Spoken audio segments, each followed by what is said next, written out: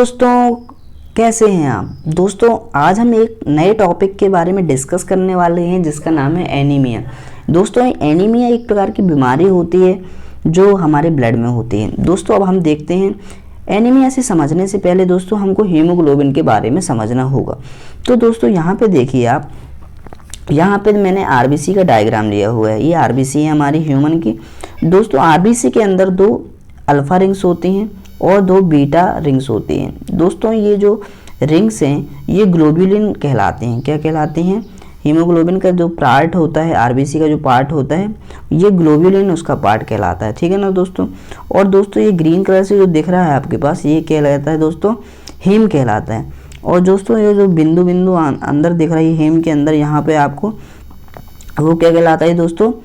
Iron कहलाता है। और दोस्तों जब हम ऑक्सीजन को बाहर से अपने इन्वायरमेंट यानी वातावरण से हम ऑक्सीजन को अपने अंदर लेते हैं तो यहीं पे दोस्तों ऑक्सीजन आके क्या करती है दोस्तों, इसी से ऑक्सीजन आती है और बाइंड कर जाती है। और जब हमारा ब्लड जो होता है जब एक जगह से दूसरी जगह जाता है तो ऑक्सीजन वहाँ तक पहुँच जाता है और वहाँ उस जगह की जो कार्बन डाइऑक्साइड होती है वो यहाँ पे आ जाती है और लंग्स के माध्यम से फिर हमारे शरीर से ये बाहर हो जाती है। तो हीमोग्लोबिन दोनों काम करता है, ये ऑक्सीजन का परिवहन भी करता है और कार्बन डाइऑक्साइड को हमारी बॉडी से बाहर निकालने में भी हमारी मदद करता है। तो दोस्तों पहला पॉइंट है आरबीसी एक प्रकार का, हीमोग्लोबिन आरबीसी में पाए जाने वाले एक प्रकार का प्रोटीन होता है दोस्तों, जो शरीर के विभिन्न भागों में ऑक्सीजन को पहुंचाता है। यह केवल ऑक्सीजन का परिवहन नहीं करता दोस्तों, बल्कि कार्बन डाइऑक्साइड को शरीर से बाहर निकालने में भी हमारी मदद करता है। तो दोस्तों हीमोग्लोबिन की बहुत ही महत्वपूर्ण योगदान रहता है हमारी ऑक्सीजन को ट्रांसपोर्ट करने में और कार्बन डाइऑक्साइड को हमारे शरीर से बाहर निकालने में। और दोस्तों इसी की वजह से, हीमोग्लोबिन की वजह से ही हमारे जो दोस्तों ब्लड होता है उसका रंग क्या होता है दोस्तों? लाल होता है। ठीक है ना दोस्तों। दोस्तों अब हम समझेंगे कि एनीमिया क्या होता है। तो दोस्तों एनीमिया एक स्टेट ऑफ ब्लड है दोस्तों। मैं पूरा हिंदी से समझाऊंगा दोस्तों, आपको टेंशन लेने की आवश्यकता नहीं है। तो दोस्तों हीमोग्लोबिन जो दोस्तों होता है वो एक प्रकार का ब्लड की एक अवस्था होती है जिसमें कंसंट्रेशन ऑफ हीमोग्लोबिन यानी जो हीमोग्लोबिन के जो अमाउंट है, सांद्रता है, वो क्या हो जाती है दोस्तों? नॉर्मल लेवल से क्या हो जाती है? कम हो जाती है। जैसे कि दोस्तों आप यहाँ पे देखिए, जो हीमोग्लोबिन का लेवल होता है मेल के अंदर 13.8 से लेकर 17.2 ग्राम पर डेसीलीटर एक नॉर्मल लेवल होता है। मान लेते हैं जनरल 13 ग्राम होता है। ठीक है ना दोस्तों। अब ये घट के कितना हो गया दोस्तों? 3 ग्राम हो गया है ना, 4 ग्राम हो गया। तो इस कंडीशन को दोस्तों हम क्या कहेंगे दोस्तों? इस कंडीशन को हम कहेंगे कि इसको क्या हो गया है दोस्तों? एनीमिया हो गया। और ये मेल्स में इसका अमाउंट दोस्तों इतना होता है और फीमेल में इसका अमाउंट दोस्तों 12.1 से लेकर 15.1 ग्राम पर डेसीलीटर इसका नॉर्मल लेवल होता है। तो दोस्तों इसका जो मुख्य रीज़न है एनीमिया का वो है कि आरबीसी का जो दोस्तों नंबर है वो क्या है दोस्तों? कम हो गया है। मतलब कि आरबीसी जैसे 5 से लेकर 5.5 मिलियन पर माइक्रोलीटर ब्लड में हमारे पाई जाती हैं। अब उसका जो लेवल है नॉर्मल लेवल से कम हो गया। ठीक है ना दोस्तों। तो उस कंडीशन में क्या होगा दोस्तों? हमको एनीमिया रोग हो जाएगा। और दूसरा है दोस्तों हीमोग्लोबिन अमाउंट है डिक्रीज। हीमोग्लोबिन का जो अमाउंट है दोस्तों वो कम हो गया। तो जब हीमोग्लोबिन का दोस्तों अमाउंट कम हो जाएगा तो ऑक्सीजन कहाँ पे बाइंड करेगी? और जब ऑक्सीजन जब हमारे ब्लड में बाइंड नहीं कर पाएगी आरबीसी में, तो हमको कौन सी डिसीज़ हो जाएगी दोस्तों? एनीमिया। एनीमिया की हमको बीमारी हो जाएगी दोस्तों। दोस्तों अब हम समझते हैं कि एनीमिया जो रोग होता है, ये बीमारी होती है, इसके कारण क्या है। तो दोस्तों इसका जो मुख्य कारण है वो दोस्तों देखिए आप कि आयरन की कमी हो जाती है हमारे शरीर में। सबसे पहला मुख्य कारण है दोस्तों कि आयरन की कमी हो जाती है। अब जब वो जो मैंने आप पॉइंट बताया था वो गुलाबी कलर से था, वहाँ पे जब हमारे आयरन की कमी हो जाएगी तो ऑक्सीजन बाइंड नहीं कर पाएगी। तो आयरन की कमी के कारण दोस्तों क्या हो जाता है? हमको एनीमिया रोग देखने को मिल जाता है। विटामिन B12 और फॉलिक एसिड की कमी। दोस्तों विटामिन B12 की कमी से क्या होता है मैं आपको बताता हूँ। दोस्तों देखिए आप, तो हमारे सोचने की जो शक्ति होती है दोस्तों, विटामिन B12 की कमी से क्या होता है? सोचने की जो शक्ति होती है दोस्तों वो कम हो जाती है। मेमोरी का दोस्तों लॉस हो जाता है। हमको कन्फ्यूजन देखने को मिलती है, डिप्रेशन की शिकायत भी होती है और कभी कभी हमको चलने में भी दोस्तों हमको तकलीफ़ होती है। और जब हम दोस्तों अपनी आँखों से देखते हैं तो पूरा तरीके से ब्लड विजन होती है। क्या होती है दोस्तों? Blood vision. और इरिवर्सिबल नर्व डैमेज, आपकी नर्व डैमेज होती रहती है बार बार, ठीक है ना दोस्तों। तीसरा रीज़न है दोस्तों हमारे पास प्रेगनेंसी। जो महिलाएं प्रेगनेंसी में जब होती हैं, गर्भावस्था में हमारी महिलाएं होती हैं, तो इसमें भी ब्लड का बहुत ज़्यादा लॉस होता है, उनको पीरियड्स होते हैं जिसकी वजह से दोस्तों ब्लड का लॉस होता है। तो एक और कारण है इसका एनीमिया होने का, रेड बोन मैरो, जिसमें से हमारी आरबीसी बनती हैं। रेड बोन मैरो में क्या बनती है दोस्तों, आरबीसी बनती है। अब जब रेड बोन मैरो हमारे पास होगा ही नहीं या फिर अच्छे से वो फंक्शन नहीं कर पा रहा होगा, तो उस केस में भी एनीमिया डिसीज़ हो जाती है। दोस्तों आप यहाँ पे देखिए, पुरानी बीमारी जैसे कि क्रॉनिक डिसीज़ है, किडनी की डिसीज़ है, रिम्यूटेड अर्थराइटिस है ना, उसकी वजह से भी एनीमिया हो जाता है। अगर हमारे अमाशय में पेप्टिक अल्सर है, उसकी वजह से भी हमको ये कंडीशन देखने को मिलती है। ब्लीडिंग डिसऑर्डर है, जैसे बवासीर वगैरह में हो गया है ना, तो वैसे में हमारे शरीर से बहुत सारा ब्लड निकल जाता है, कहीं गिर गए हम तो ब्लड का लॉस हो गया, उस कंडीशन में दोस्तों ब्लड, और बवासीर में तो ब्लड डिसऑर्डर हो गया और उसमें क्या हो गया दोस्तों, कहीं गिर गए तो ब्लड का लॉस हो गया, तो उस कंडीशन में भी हमको एनीमिया को देखने को मिल जाता है। एंटासिड और पीपीआई यानी प्रोटॉन पंप इनहिबिटर की अगर हम ड्रग्स ले रहे हैं, एंटासिड यानी कि जैसे जब हमको ज़्यादा एसिडिटी हो जाती है तो एंटासिड लेते हैं, और प्रोटॉन पंप जो इनहिबिटर की जो दवाइयाँ होती हैं दोस्तों, ये दोस्तों क्या करती हैं, हमारे शरीर को ब्लड में जो होती हैं ज़्यादा नुकसान करती हैं, साइड इफ़ेक्ट करती हैं, जिसकी वजह से हमको एनीमिया देखने को मिल सकता है। जेनेटिक कोई डिसऑर्डर होता है जैसे ऑटोइम्यून डिसीजेज़ वगैरह हो गई, तो उसकी वजह से भी दोस्तों हमको एनीमिया देखने को मिल सकता है। दोस्तों एक और कारण मैं आपको बताता हूँ कि जैसे हमारे पास जो पीलिया होता है, पीलिया के केस में कभी कभी क्या होता है दोस्तों कि जो हमारी आरबीसी होती है दोस्तों, उसका क्या होता है दोस्तों, रैपिड ब्रेक डाउन होता है, बहुत जल्दी जल्दी टूटती हैं, उसकी वजह से भी हम दोस्तों हमको क्या देखने को मिल जाता है, एनीमिया की शिकायत देखने की मिल जाती है। यानी कि जॉन्डिस के साथ साथ भी आपको क्या हो गया, एनीमिया हो गया। फ्लूइड ओवरलोड, जैसे आप ज़्यादा पानी, बहुत ज़्यादा पानी पी रहे हैं ना, उसमें सोडियम का मात्रा भी बहुत ज़्यादा है, उसके कारण दोस्तों क्या होता है, जो फ्लूइड होता है हमारी जो सेल होती है उसके अंदर जाने लगता है, उसके अंदर जाने से क्या होता है दोस्तों, हमको एनीमिया की शिकायत हमको देखने को मिल सकती है। तो दोस्तों ये जो है बहुत ही मुख्य रीज़न है जिसकी वजह से हमको एनीमिया देखने को मिल सकता है और जिसकी वजह से एनीमिया होता है। दोस्तों अब हम लक्षण की बात करेंगे कि एनीमिया के लक्षण क्या होते हैं। सबसे पहला जो लक्षण है दोस्तों, कमजोरी, पूरे शरीर में हमको कमजोरी देखने को मिल जाती है दोस्तों।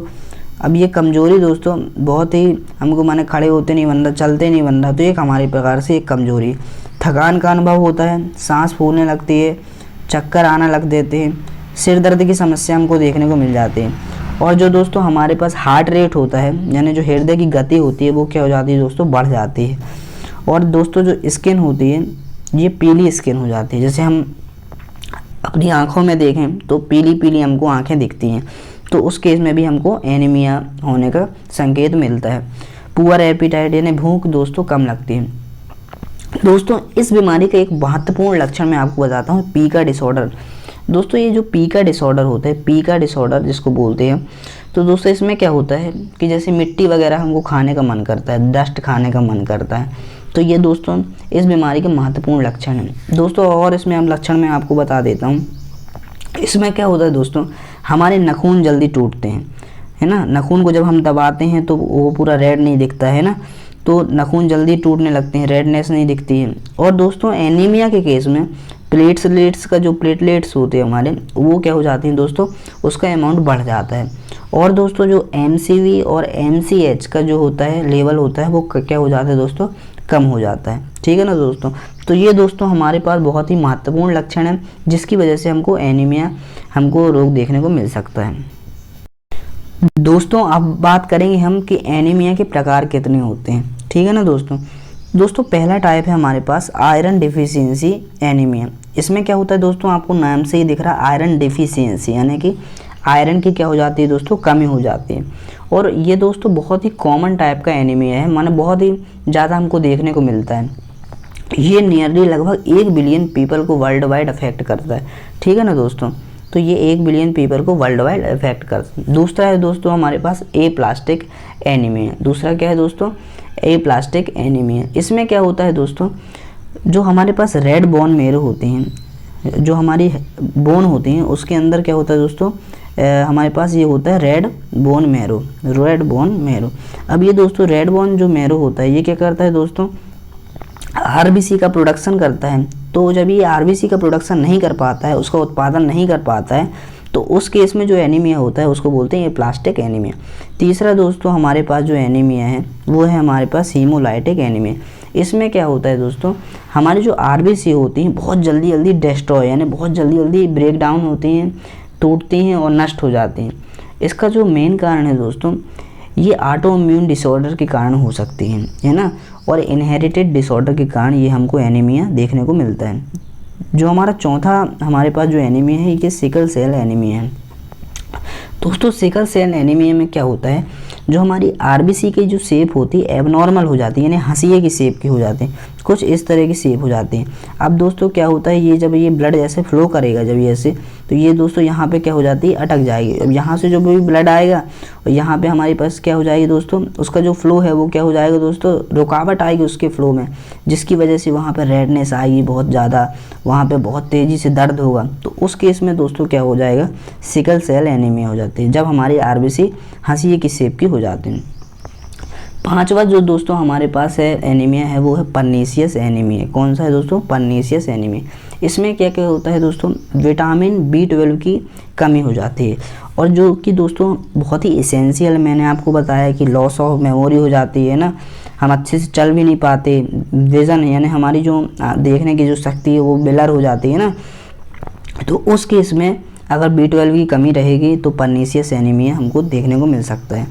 और छठवा है मेगालोब्लास्टिक एनीमिया। इसमें क्या होता है दोस्तों, जो फॉलेट होते हैं उसकी क्या हो जाती है दोस्तों, एसेंशियल जो विटामिन है फॉलेट वो उसकी कमी हो जाती है, जिसकी वजह से हमको क्या दोस्तों मेगालोब्लास्टिक एनीमिया देखने को मिलता है, उसकी वजह से मेगालोब्लास्टिक एनीमिया होता है। तो ये दोस्तों हमारे मोस्ट इम्पॉर्टेंट 6 टाइप के एनीमिया बताए गए हैं। दोस्तों अब हम एनीमिया में जो टेस्ट होते हैं इसको डिटेक्ट करने के लिए, तो टेस्ट कौन कौन से होते हैं मैं आपको इस बारे में डिस्कस से वर्णन करूँगा। तो दोस्तों आप देखिए, सबसे पहले इसमें हम कंप्लीट ब्लड काउंट टेस्ट करवाते हैं, मैंने CBC। इसकी वजह से हमको पता चल जाता है कि RBC कितना है हमारे अंदर, WBC कितना है ब्लड में, सारा चीज़ हमको पता चल जाता है। और दूसरा है दोस्तों आयरन और फेरेटिन लेवल। अब दोस्तों ये फेरेटिन क्या होता है, तो दोस्तों फेरेटिन एक प्रकार का प्रोटीन होता है जिसके अंदर दोस्तों हमारे अंदर आयरन स्टोर होता है, और जब हमारी बॉडी को उस आयरन की आवश्यकता होती है तो इस फेरेटिन के द्वारा, ये प्रोटीन होता है इसके द्वारा रिलीज किया जाता है, और आयरन हमारे ब्लड में क्या हो जाता है दोस्तों, रिलीज हो जाता है। ठीक है ना दोस्तों। अब यहाँ पे आप देखिए दोस्तों, तीसरा हमारे पास जो टेस्ट है वो विटामिन B12 और फॉलेट लेवल का टेस्ट है। चौथा हमारे पास है हम करवा सकते हैं बोन मैरो बायोप्सी। जो दोस्तों बोन मैरो बायोप्सी है, बायोप्सी मैंने आपको कैंसर वाले में पूरा डिटेल से बताया कि बायोप्सी होता क्या है। ठीक है ना दोस्तों। तो बोन मैरो की बायोप्सी करवाते हैं, और ये बहुत सी रेयर कंडीशन में होता है दोस्तों ऐसा।